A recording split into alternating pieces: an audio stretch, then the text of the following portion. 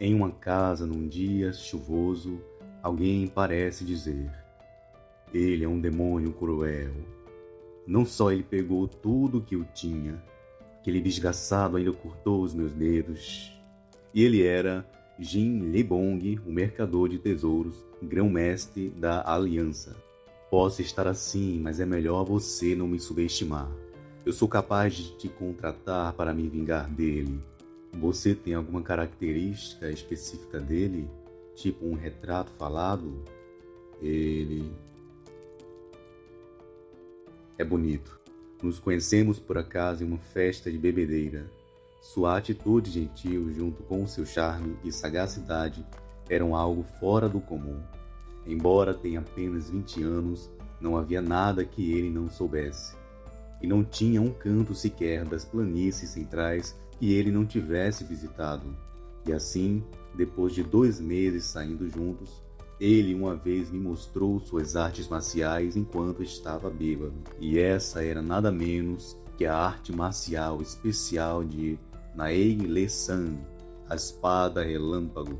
Ouvir essa menção, o assassino já fica em choque pensando: aquele padrão de relâmpago, não há dúvida. Essas são as marcas da espada relâmpago que eu só ouvi falar. Naeg-le-San, um dos 10 maiores mestres marciais de Jianghu. Depois de se esconder há alguns anos durante a Grande Guerra entre a Aliança Ortodoxa e o culto demoníaco, ele não apareceu, mesmo quando a guerra terminou há 20 anos atrás. Eu também não acreditei no começo, mas minhas suspeitas foram confirmadas quando vi o livro de artes marciais que ele segurava nas suas mãos. No final, ele matou o cara e roubou sua técnica secreta, algo mais valioso que 1000 moedas de ouro. E desde a espada da vida e da morte, até os 10 grandes mestres de Jianghu, até mesmo um dos 10 maiores mestres, Cheon Moak, a espada demoníaca, foi atrás dele. No entanto, ninguém jamais voltou. Toda vez que eu mandava alguém atrás dele, ele vinha me procurar. E não só cortava meus dedos, mas também tomava todos os meus bens. Ele disse isso quando ele foi embora. Eu me sinto muito bem. Não tem motivo para eu não pegar tudo. Então o assassino, ouvindo esse velho falar, ele pensa: ele não deve estar mentindo, já que tentou matá-lo. Mas um garoto de 20 anos, derrotando a espada Xion Muak, a espada demoníaca? E o velho continua dizendo: ele queria uma justificativa para pegar todos os meus bens de forma justa. Por favor, mate aquele desgraçado. Geok Lee Gion. Esse é o nome daquele demônio. A cena já muda para um outro momento, enquanto ele está caminhando e buscando informações sobre aquele jovem. Ele chega no primeiro rapaz e ele o responde: este é o quarto onde o jovem mestre Geok estava hospedado. Ele foi muito atencioso com servos como nós durante a sua estadia aqui. Ele era realmente uma pessoa calorosa. Ele é uma pessoa calorosa, dizem. O jovem mestre mal gasta o seu dinheiro, mas ele realmente é um homem elegante, bem versado em romance. Ainda me lembro da canção de Ninar que ele cantou naquele dia. Ouvi dizer que ele cortou os dedos de alguém alguns meses atrás também. Para outro cara rico, ele é aquele que tomou todos os seus bens. Apostou todas as suas economias de sua vida no salão de jogos. Ele dizia que era tudo pelo futuro dele. Ele também é chamado de o idiota que sempre perde dinheiro. A última informação sobre ele foi que ele competiu no torneio de Murim. Esse desgraçado escorregadio, quem exatamente ele é? Então ele pergunta para o homem que estava perto dele. Ele disse algo antes de ir embora? Ele disse que agora estava pronto para começar sua grande vida. Ele ia procurar uma mulher inteligente para cuidar bem dele. Esse cara é um verdadeiro mistério. Uma mulher. Este é o quarto onde o jovem mestre Geok costumava ficar. Fique à vontade para dar uma olhada. E abrindo a porta do quarto, ele já começa a investigar. E pensa: nada parece diferente em particular. Mas isso... conquistar Hubei? Todos os torneios de Murim serão realizados naquele lugar esse ano. É só uma questão de tempo até eu pegar esse desgraçado. Mas conquistar o bem, hein? Por quê? Porque ele não conquista o mundo todo enquanto tá nisso. Mas enquanto ele pensava em voz alta, de repente uma voz começa a falar. Eu impedi ele de fazer isso. Eu disse a ele para ir com calma, um passo de cada vez. E ele já em choque, já se vira, se perguntando quem está lá, mas já leva um ataque e a cena se acaba aí. Um tempo depois, pessoas estão conversando e dizendo: por que Li Jeon foi para Hubei? Como eu saberia o que se passa na cabeça sombria dele? Nós também deveríamos ir. Não temos mais nada para fazer, né? Enquanto essas pessoas conversavam, o assassino já começa a acordar. E nos é mostrado que eram 3 pessoas que estavam em volta de uma mesa tomando seu chá. Então o velhinho que estava no lado esquerdo fala: se ir para lá, todo o Jianghu vai se agitar novamente. Respondendo a pessoa que estava dizendo para ir até Jianghu também. Eu já passei dos 100 anos de idade de qualquer maneira. O que as leis do mundo significam para alguém como eu? E o assassino lá todo ferrado. E de repente a velhinha que estava tomando chá na mesa fala com ele: jovem, quero uma bebida. Então ele, olhando para ela, já nota a energia. E ele pensa: essa energia e 2 foices, aquela que dizem ser a aliada mais confiável do antigo demônio celestial, a suprema imperatriz demoníaca, espada demoníaca gêmea, Yang Huaion. E aquele símbolo, tenho certeza de que ele é na Engle Sang, a espada relâmpago que se escondeu, porque o antigo grande mestre estaria com um demônio. Além disso, aquela energia demoníaca aterrorizante, Cheon Muak, a espada demoníaca. Então, se lembrando do que o gordinho havia falado para ele, ele diz: então, esses caras estavam de conluio com Geok Ligion. Por que você não me matou? E a velhinha responde para ele dizendo: prometemos a ele que não mataríamos sem a sua permissão. Em vez disso, destruímos o seu centro de Ki e cortamos um dos tendões da sua perna. Claro, ouvi dizer que assassinos não temem a morte. Dizem que eles escondem pílulas venenosas atrás dos dentes. E o assassino fica lá, pensativo, já sacando o que a velhinha queria dizer. E ele pensa: então, eles estão me dizendo para me matar, já que estou sentindo uma dor pior do que a morte. Não há nenhuma saída. E mordendo a pílula, ele fala: Geog Ligion, tenho inveja dele. Ele tem sorte de ser protegido por mestres como vocês. Mas ao dizer isso, os mestres começam a rir. Ele é alguém que não precisa da nossa ajuda de jeito nenhum. E a cena já muda, mostrando o nosso Protinha em frente a várias pessoas. E as pessoas diziam: finalmente encontramos você.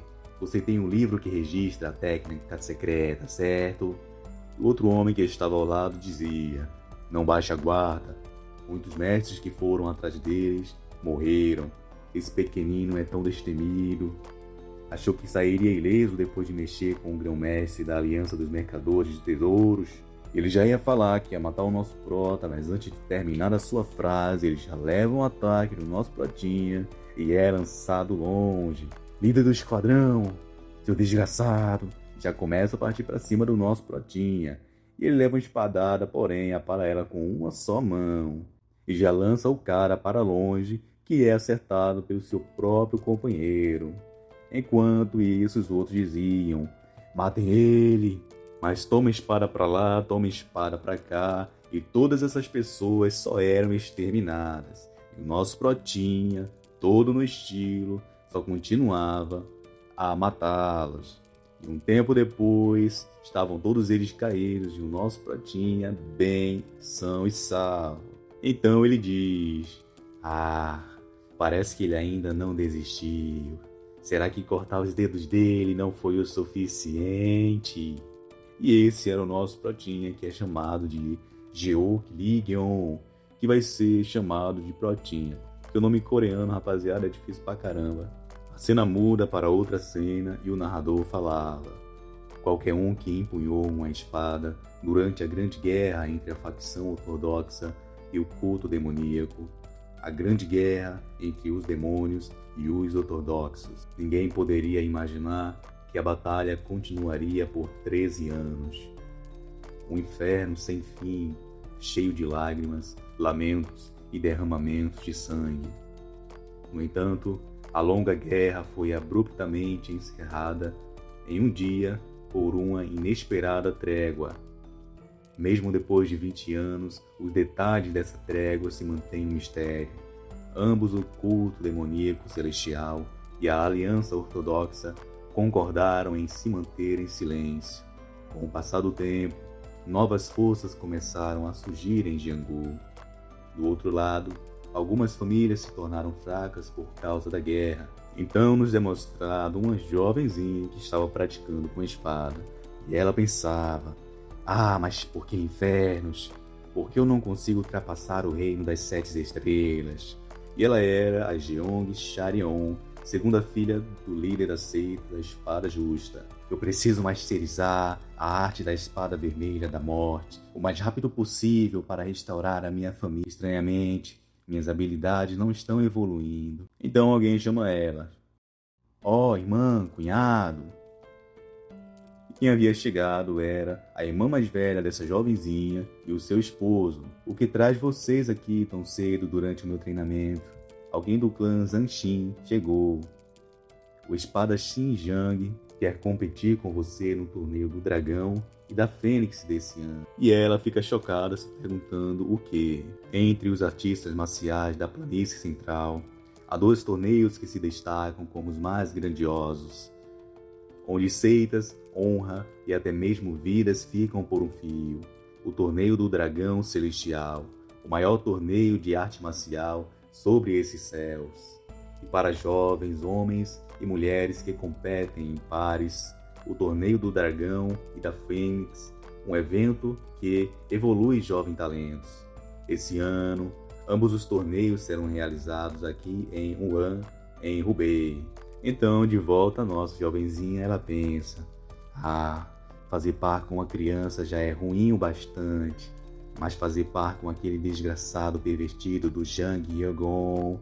Então ela fala: sem chance, eu não posso fazer isso. Por que eu tenho que me envolver com alguém como ele? Para com esse chororô e escuta o que eu tenho a dizer primeiro. E o rapaz lá só fica dizendo para elas pararem de brigar. Você sempre fica dizendo que vai trazer honra ao nome do nosso clã. Se você for selecionado para o torneio do Dragão e da Fênix, você vai ganhar um enorme prestígio. No entanto, se você for contra o clã Jiangxi, interrompendo a fala dela, ela já corre dizendo: já falei para você, eu nunca vou fazer isso. Por que você não mente sobre sua idade? E vai você, irmã? Então, vendo que ela tinha sido totalmente ignorada, o rapaz só consola ela. A cena já muda para um outro momento, numa cidade.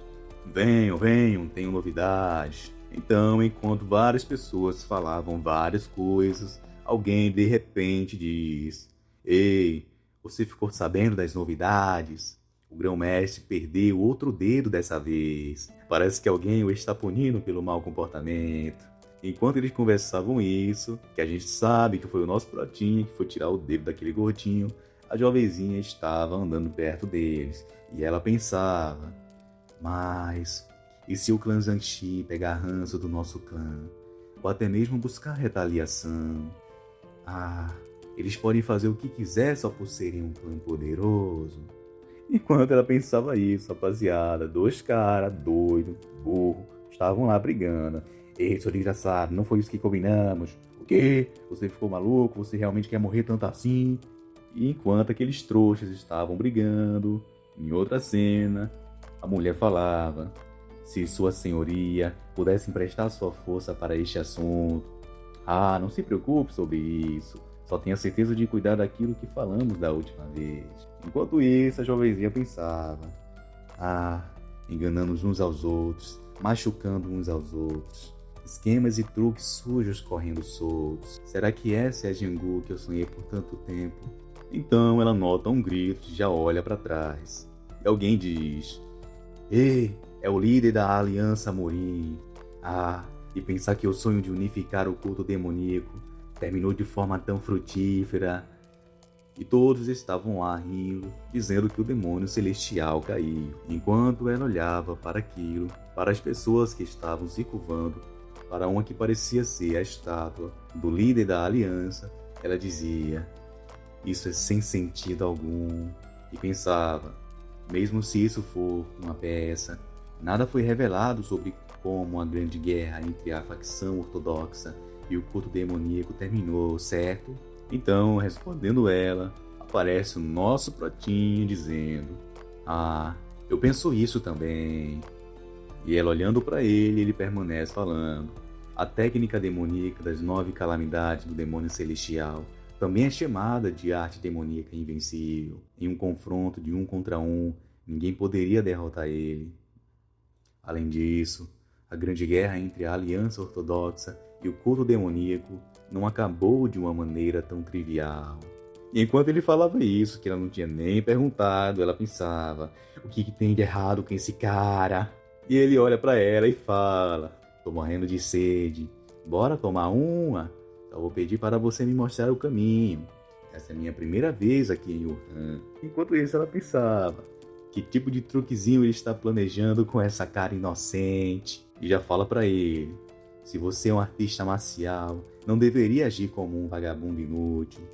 Eu tenho alguns assuntos para tratar, então eu vou indo nessa. Então, enquanto ela ia-se embora, ele fala para ela: você realmente acha que esse Jianghu tem tanto valor assim?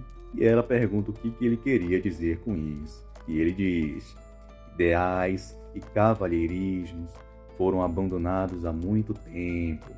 Esse Jianghu não passa de uma fachada. Isso não é patético? Isso não é patético? E ela fica toda nervosa e pensa: relaxa, respira, não vamos nos preocupar. Então, se acalmando, ela fala para ele: mas você ainda está vivendo nesse Jianghu. Então, dando meia volta, ela sai de perto dele e pensa: esse Jianghu não é ruim o suficiente para merecer esse desrespeito. A cena já muda para um outro momento, na pousada Huaiyang. A pousada estava lotada e as pessoas que estavam lá dentro diziam: eu ouvi que o torneio do Dragão e da Fênix vai ser extraordinário. O candidato favorito desse torneio, com certeza, é o espadachim Yin da família Bokyeon. Mas você não pode subestimar o jovem espadachim da seita Namaki ainda. Enquanto eles conversavam, alguém começa a entrar na pousada. E era a jovenzinha. E todo mundo olhava para ela. E ela pensava: tem muitas pessoas aqui. Será que isso é por causa do torneio? Então o homem, se aproximando dela, fala: olha, se não é a jovem senhorita Jeong da seita da espada justa. O que te traz aqui sozinha? Eu só queria uma bebida leve. Oh, querida, o que eu posso fazer? Agora mesmo, os únicos assentos vazios estão nas salas especiais. Por agora, por favor, venha por aqui. Senhorita Jeong, você é a nossa melhor de Wuhan, então eu vou te dar um pequeno desconto. E enquanto todo mundo estava olhando para a jovenzinha, ela pensava: quem na Terra espalhou esse rumor? Eu normalmente não visito pousadas sozinha, se referindo a que as pessoas diziam que ela era a melhor de Wuhan. Então, chegando ao destino, ele abre a porta onde a jovenzinha ia ficar, enquanto ela refletia sobre quem que espalhou aquele rumor. Porém, alguém diz: nos encontramos de novo. E ela já fica chocada vendo que era o nosso Protinha, e ele dizia: se eu soubesse que nos veríamos de novo aqui, eu teria vindo com você. E ela pensando que a minha sorte tá uma merda hoje. Um tempo depois estava o nosso Protinha devorando a mesa lá. E ele dizia: sobre esse torneio, você sabe como se registrar como participante? E qual é o prazo para se inscrever?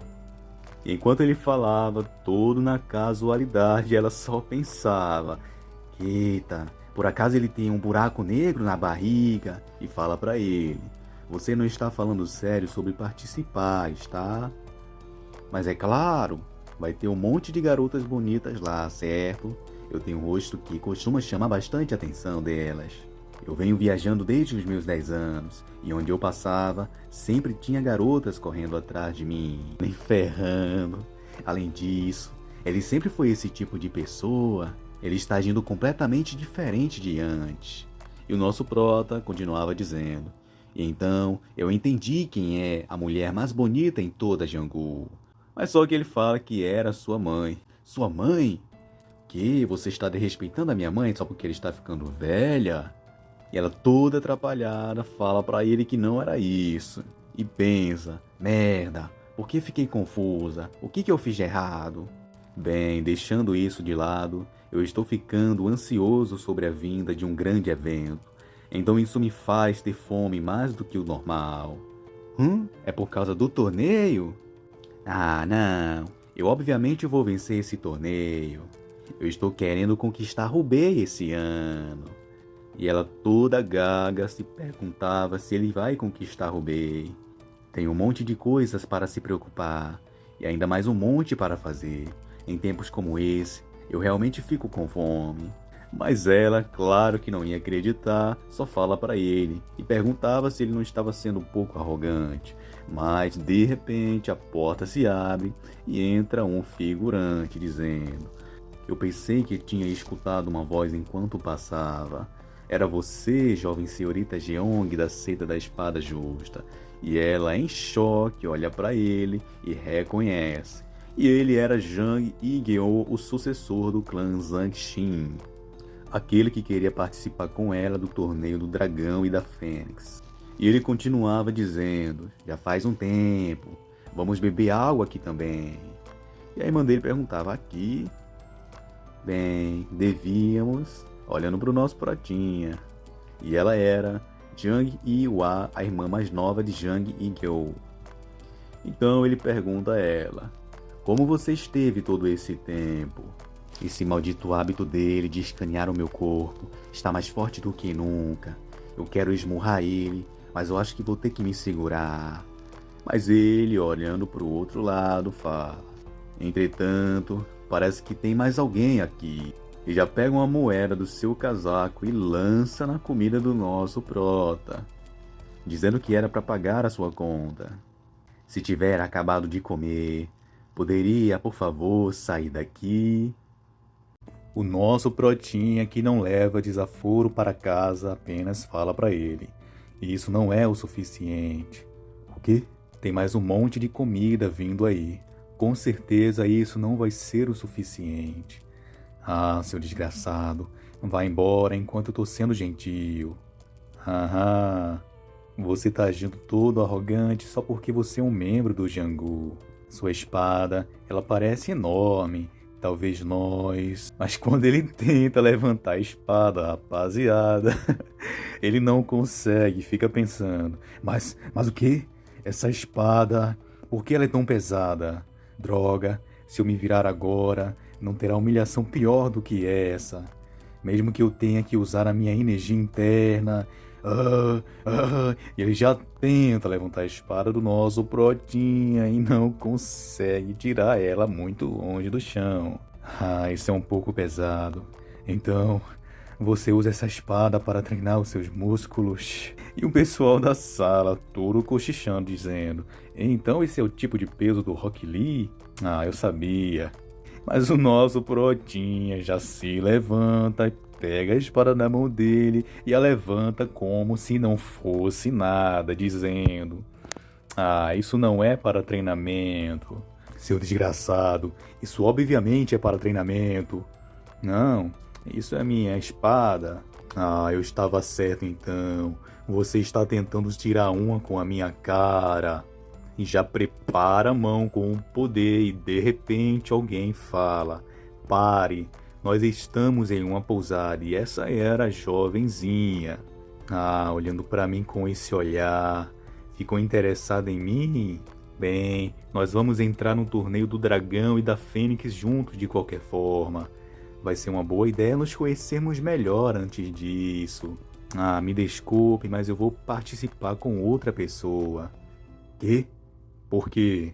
porque usar o poder da sua família para impor coisas a mim é um ato pequeno e vergonhoso. Então, com quem você vai participar? Isso é... Mas de repente o nosso Protinha já fala que seria com ele. Eu vou com ela. Ela vai participar comigo. Que? Então a irmãzinha dele já chega pertinho do nosso Protinha e dizendo: Você sabe com quem você está falando? Eu não. E você? Sabe quem eu sou? Ah, claro que não. Então o nosso Protinha continua. Uma pessoa reage de duas formas diferentes quando se encontra com o desconhecido.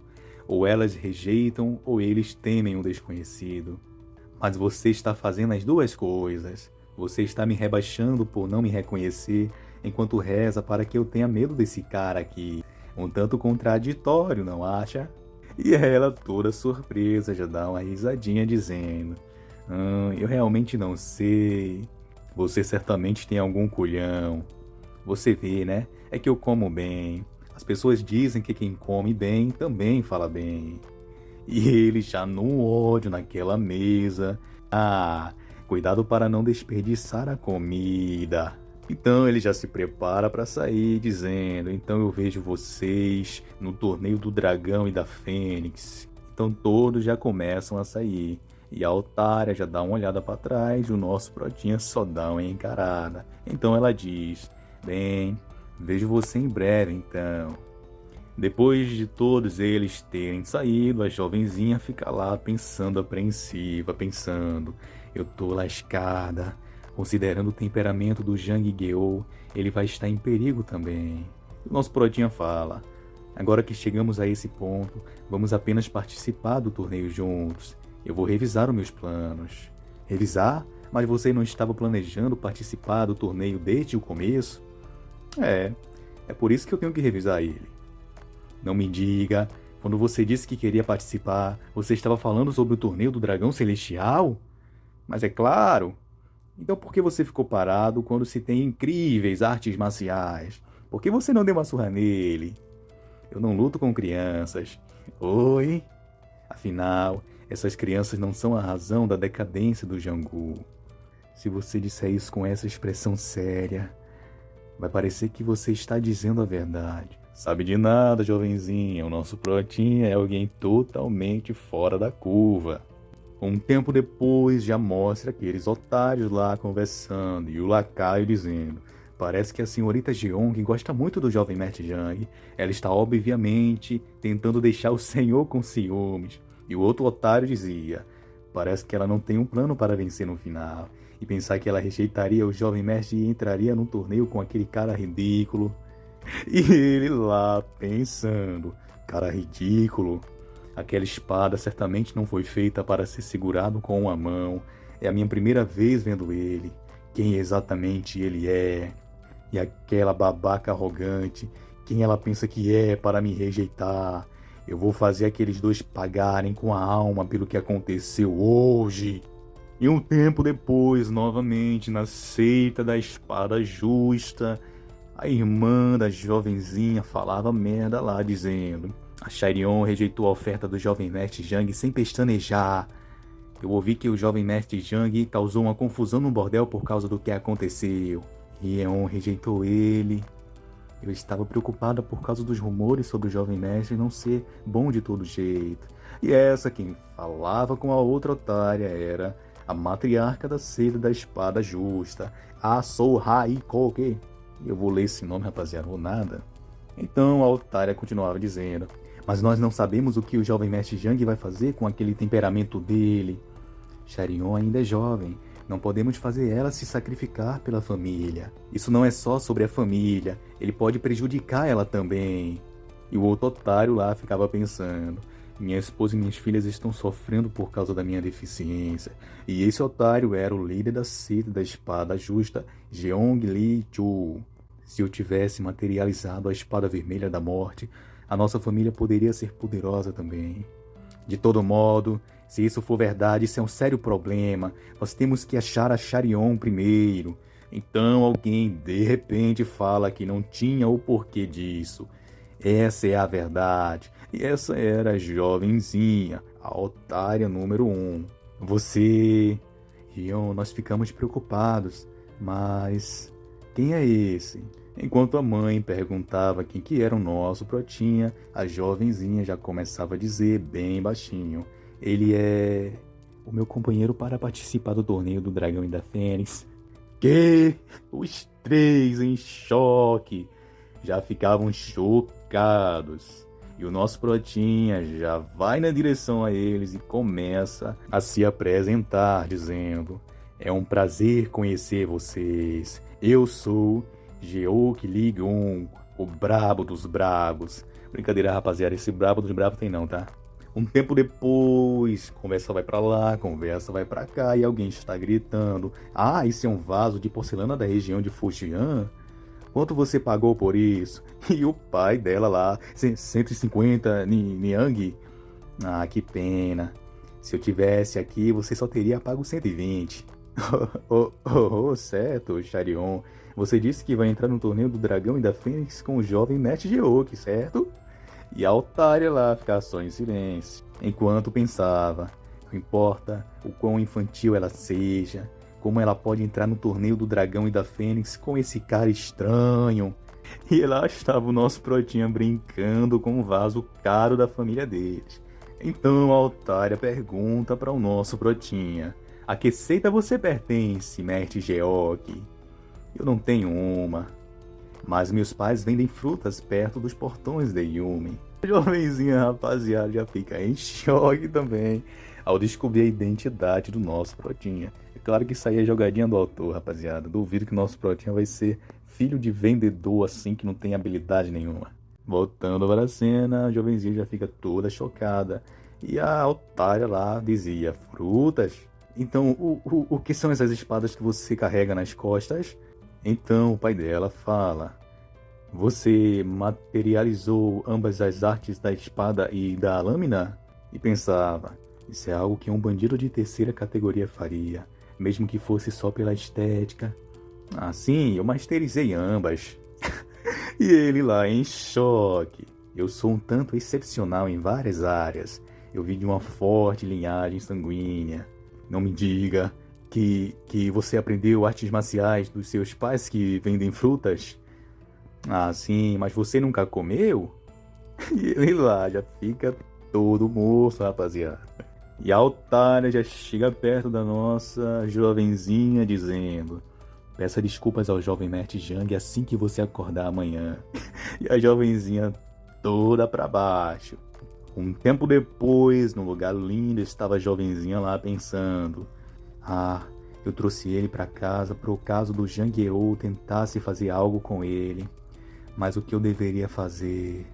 Ah, então olhando para frente, ela já nota e lá estava o nosso Protinha todo no estilo. Não consegue dormir? Eu não consigo dormir quando eu mudo de local. E ainda tenho algo para fazer agora. Algo? Eu vou mandar uns caras pro outro lado hoje. Enquanto ele falava isso, a menininha pensava: ah, por que ele está fazendo essa piada brutal de forma tão séria? Sobre a loja de frutas, ele também estava brincando? Então ela pergunta para ele que tipo de pessoas são os seus pais. Você me disse que a sua mãe era linda. E o seu pai? Meu pai tenta cuidar de tudo enquanto cumpre as leis. Isso é bom, mas ele também impôs essas regras em mim. Esse é o problema. Ah, meus pais supostamente deveriam entrar no Jangu. Especificamente meu pai. De fato, os pais dele não fazem parte do Jangu. Então eles devem estar preocupados com o filho deles. Eles disseram que estavam preocupados sobre o Jangu. Ah, eu entendo isso também. De todo modo, meus pais também estão preocupados comigo.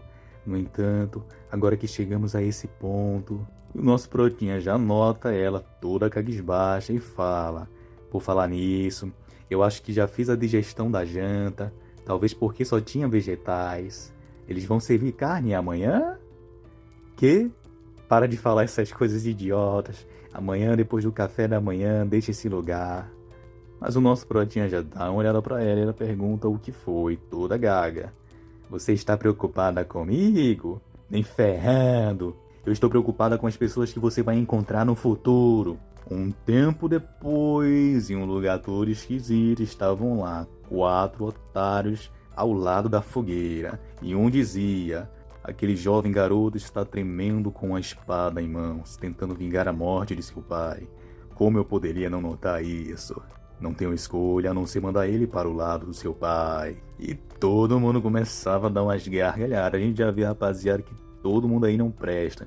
Eu suponho que você apenas salvou uma pobre criança de virar órfão. Mas de repente, o brabo chega na cena e eles diziam: ah, quem que é esse desgraçado? Quem é você e por que está parado de pé desse jeito? Você ao menos sabe onde você está? O Centro Negro, o lugar conhecido como o Mercado Errante. Você sabe o que é e ainda assim veio. O mundo está mudando. Até mesmo criancinhas estão rondando por aqui. E todo mundo tirava sarro dele. Mas de repente o nosso brotinho, já incorporando o modo B10, fala para eles: se criancinha sair mais uma vez da sua boca, você vai morrer. Então ele já fica em silêncio e se levanta. Eu tava pegando leve com você porque você é uma criancinha. Mas você não tem maneiras. E já lança um ataque em direção ao nosso brotinha e ele desvia a face, já levanta a mão e dá-lhe na barriga do cara. Então um silêncio surge no meio deles e o cara, já perdendo a paciência, fala: aquele idiota, você vai ser derrotado por uma criancinha agora. Só desista de tudo e vá ajudar nos negócios da sua mãe, seu otário. Mas contrariando o que eles pensavam, o carinha já cai no chão morto. Todos eles ficam chocados e o nosso brotinha dizendo: esse é um momento muito importante para mim. Nesse dia eu vou dar o primeiro passo em direção ao futuro. Então eu não tenho escolha a não ser fortalecer a minha determinação. Que merda sem sentido você está dizendo agora? Mas o nosso brotinha já vai em direção a ele dizendo: quer dizer que mesmo aqueles que normalmente eu deixaria aí irão morrer hoje. Um tempo depois estava o nosso brotinha numa poça de sangue e um monte de otário morto no chão. Então ele já abre a porta e chega num cara gordão que estava certamente bem acompanhado. Ou não, que grande atmosfera. Mas o gordão, bebendo o seu líquido lá, que provavelmente era álcool, já bate na mesa dizendo: você veio aqui como convidado? O que você veio comprar para causar toda essa confusão aqui? E esse era o imperador da gula, o líder do Centro Negro. Eu vim procurar a pessoa mais cara nessa sala. Ele já dá um monte de risada pensando: como uma criancinha que se esconde atrás dos pais com medo ousa me comprar.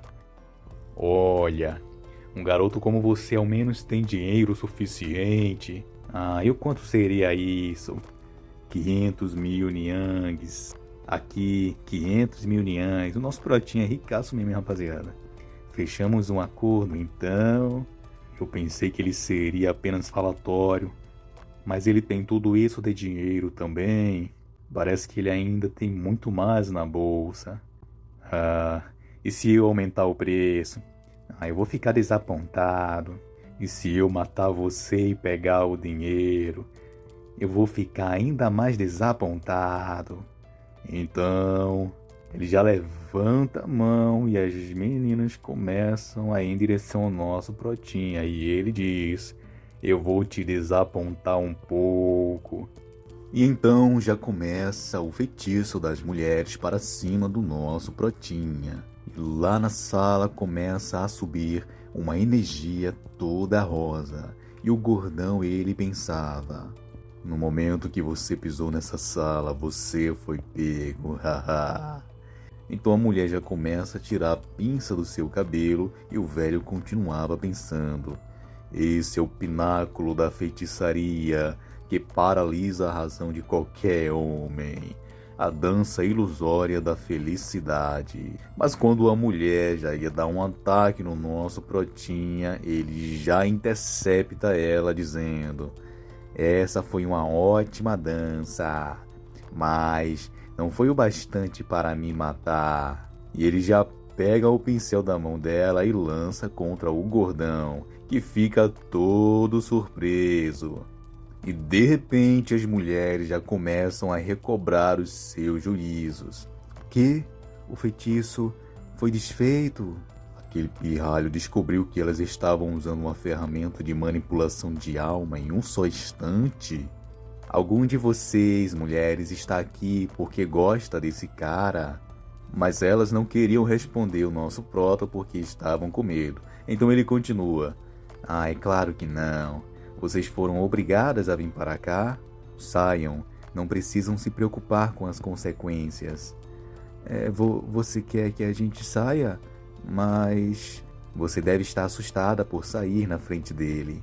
Mas ainda assim, você deve reunir a coragem de sair por conta própria agora.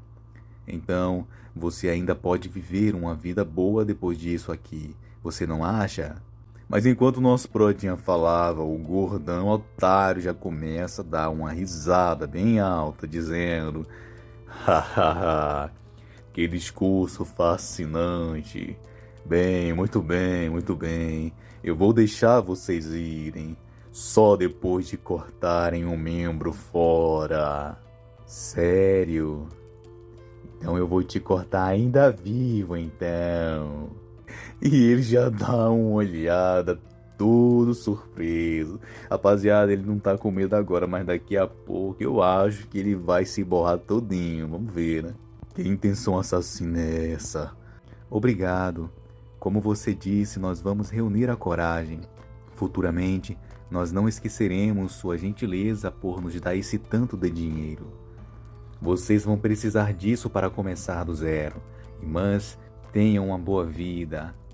E o gordão lá ficava tremendo por causa da intenção assassina do nosso protinha e pensar que o grande imperador da gula estaria paralisado por causa da intenção assassina daquele pirralho. Eu apenas posso ficar assistindo elas irem embora. Me sinto horrível. E ele já começa a lançar um poder que deixa ele todo bombadão. Eu vou matar você com a minha arte marcial especial, a arte da proteção corporal do imperador da gula. Talvez você consiga isso se ficar um pouco maior. E ele já lança um ataque no nosso protinha, que só desvia. E lança outro, mas o nosso protinha novamente desvia. Seu rato desgraçado. Certo, continue correndo. Eu vou transformar você em pó. Mas quando ele disse isso, nosso protinha já deu a levantada. Eu odeio pessoas como você. E deu um chute nele que ele voou longe. E sangue começou a sair da sua boca. Mas inacreditavelmente o gordão ainda estava de pé. Seu desgraçado. Mas quando ele ia preparar um poder para lançar contra o nosso prota, o nosso protinha dizia: seu desgraçado nojento, o que você estava fazendo mantendo essas mulheres presas? E já prepara uma pedra e lança um peteleco que arranca o braço do gordo. Esse desgraçado, ele é um verdadeiro mestre. Nesse caso, você acha que eu vou acabar desse jeito? Eu vou ter certeza de matar você. Mas quando ele ia atrás do nosso prota, o nosso protinha já chega perto dele, preparando o poder e lança contra o gordão. O poder atravessa ele, vai longe e ele já começa a cair no chão, derrotado. E lá estava o nosso protinha no modo B10 dizendo: eu paguei por sua vida, então eu vou pegar ela. Onde você está tentando levar o meu cadáver moribundo? Eu acho que você teve um leve engano. Eu estava falando com ele e não com você. O que esse bom pra nada pode fazer? Além disso, se for alguém como você poderia ser capaz de levar ele sem ao menos fazer um pio. Então, por quê? É porque eu precisava de uma razão para te matar. Você é um cara tão cruel quanto eu. Talvez pessoas boas nunca cairiam nas minhas armadilhas. Não tem como alguém desse jeito existir no Jianghu. E dando as suas últimas palavras, ele já morre. Então, nosso protinha, vendo que o céu se aproximava, ele dizia: nós finalmente nos encontramos, mestre da mansão Hua. Ou eu deveria chamá-lo de Hua Muxiu. Assim você vai me responder? Isso mesmo, não escuto esse nome há muito tempo. E esse era o Hua Muxiu, patriarca formador da mansão espada do Monte Tie.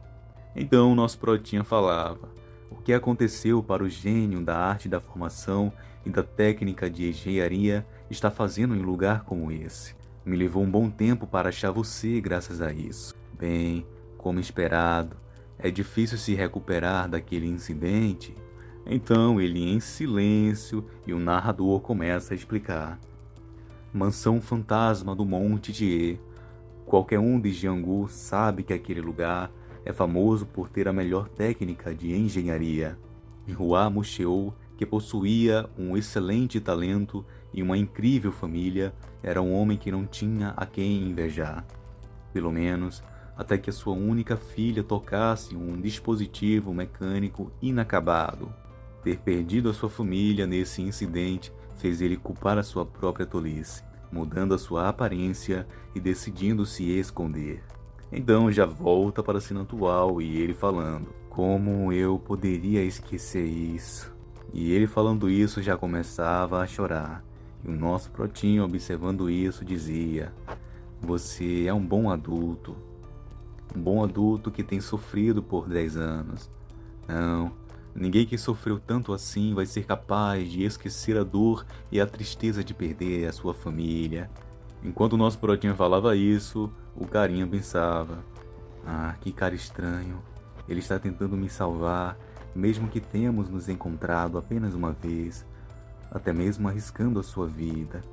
Até agora, alguém ao menos tentou me dizer essas palavras? Então ele fala pro nosso protinha: como você vai me usar depois de ter me comprado? Eu vou te usar para dominar o Jianghu. Mas ele, observando aquilo, incrédulo, já dá uma risada e pensava: isso é o meu novo destino. E já se ajoelhava dizendo: Hua Muxiu saúda o seu novo mestre. Eu devo devotar o resto da minha vida a você, meu mestre. Vamos começar então? Perdão? Que?